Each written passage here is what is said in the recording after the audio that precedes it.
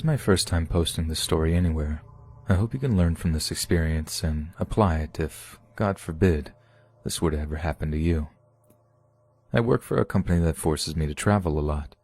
I usually fly, but because I know how crazy airports are on holidays, I thought it would be a smarter decision to rent a car and drive home overnight, avoiding the nightmare that would be an airport on Thanksgiving week. I started the drive home, and even though I was a little tired, I was able to cruise from about 11 p.m. until 3 a.m., as there were barely any cars on the road. Shortly after 3 a.m., I saw a van that was sideways in the middle of the road on the highway.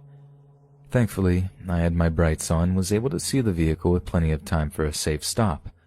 There was also an elderly woman near the side of the road who was waving me down. Cautiously, I slowed down and came to a stop. The woman walked up to my window, motioning for me to roll it down. I rolled it down the slightest bit, making sure even her hand couldn't get in the car.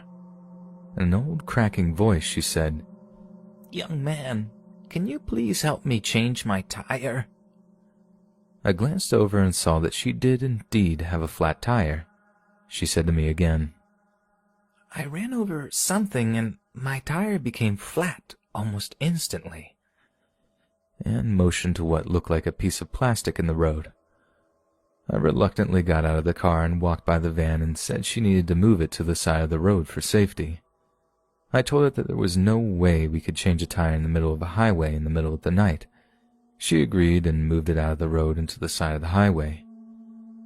As I began to change the tire, I had a million things running through my mind. Number one being, why did I have to be the one who got flagged down? I was almost finished taking the flat tire off when I noticed I didn't see the woman anymore, as I was providing my own light source with my cell phone, and looked up to ask if she could assist, and she was gone. I looked all around the vehicle and didn't see anybody. Nothing but pitch black darkness other than my headlights, which were providing some light in the general direction. Well, lucky for me, I had my keys in my pocket and locked my car door when I got out. I walked back over to my car, and the woman was there trying to get into my vehicle. I told her to get away from my car before I called the police. She laughed at me and said it would be at least 30 minutes until anyone showed up to where we were. Just as I was trying to get this crazy person away from my car so I could leave, I noticed a man get out of the van. He must have been laying on the floor because I didn't see anybody sitting in the seats when I walked by to begin the process of changing her flat. The man seemed to be of average build. He started to approach me, his hand in his pocket, which really started to make me worry about my safety. The woman then jumped on my back and attempted to choke me. I was able to shake her off quickly and elbow her directly in the throat. She began to cough and gasp incessantly, which gave me the break I needed to get away. The guy who was approaching us devoted his attention to her, and I got in that car and sped away as fast as I could. I have never driven that fast in my entire life. The adrenaline from the events fueled me for the remainder of my trip home. I know if someone else told me this story, I would ask how dumb can you be and emphasize how idiotic of a decision it was to get out of that car. I'm just glad that I was able to get out of that situation unharmed and get home to my family. After police reports were called, I unfortunately never got any further information. I wish I would have glanced at their plates. That may have helped in identifying them later. And please let this be a lesson to everyone out there. Trust your instincts, especially in situations that can affect your safety.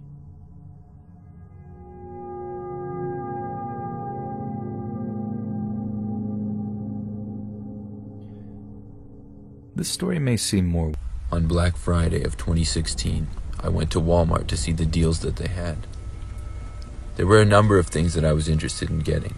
Nothing too big like a TV, but a few small things and some Christmas gifts for people. I went there at about midnight, and the store was pretty busy. It was really weird to see a store that crowded at midnight. I looked around, but it was tough to get around the store with it being so crowded. At one point, I was back by the doors to the back room. They had a little window in them, and I randomly was just looking through it to the back rooms. As I did, I noticed someone walking into the back, but they were not a Walmart worker. They wore a ski mask and all black. I thought it had to be some sort of joke or something. There was a worker standing nearby, so I decided to let him know. I told him there was a guy in the back wearing a ski mask. He looked surprised and then asked me to show him where he was. I pointed in the window and he opened the door and asked me where. We both went inside the back room. It got a lot quieter back there as there were finally no crowds. I looked in the direction that the man went, and I explained that he was walking that way. Just as I took a few steps in that direction, I felt someone grab me from behind and cover my eyes with their hand.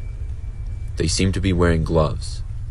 Then I felt someone else grab my legs, and next thing I knew, I was being picked up by at least 2 people. They carried me a little ways, and then dropped me into what felt like one of those big garbage cans on wheels.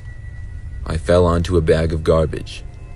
I looked up and saw 2 men in ski masks. They started pushing me and told me to shut up. I wondered how this was going on with no employees seeing this. I couldn't see much, but I saw that we were passing by an open door leading to outside. I don't know what got into me, but at that moment, I felt there was something I had to do. So I jumped against the side, causing the garbage can that I was in to tip over. I fell out of it and got up and began running. I felt the men right on my heels, and once I made it out the door, I took a left for the front end of the store. We were at the side where there was no people, so I ran as fast as I could, and once I made it back to the front, the men stopped chasing me. I ran straight to my car and drove all the way home. Once there, I called the police. I know I should have called them sooner, but my mind was racing, and I was just desperate to get back home where I felt safe. By the time I called, however, I was told there had been other calls about the men in ski masks at that Walmart. I don't know what those men were up to, but I'm so happy I was able to get away.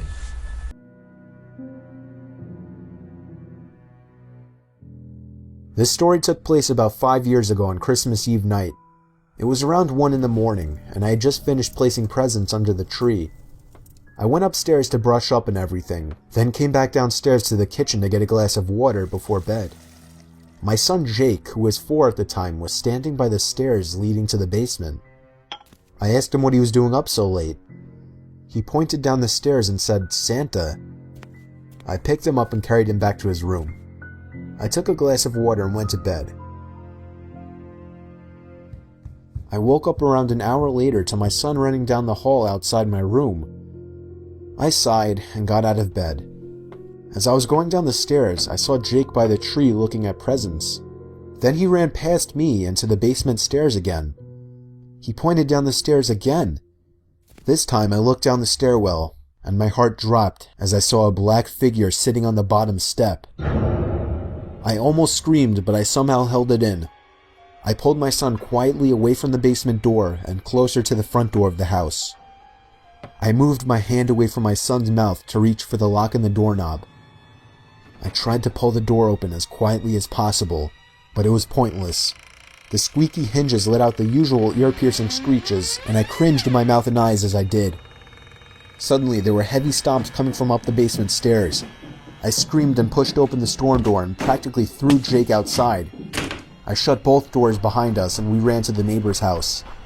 I rang the doorbell as fast as possible, probably 30 times before they answered. After that, we went inside and stayed there and waited for the police. Whoever that person was gone though, as determined after the police conducted a thorough investigation of the house.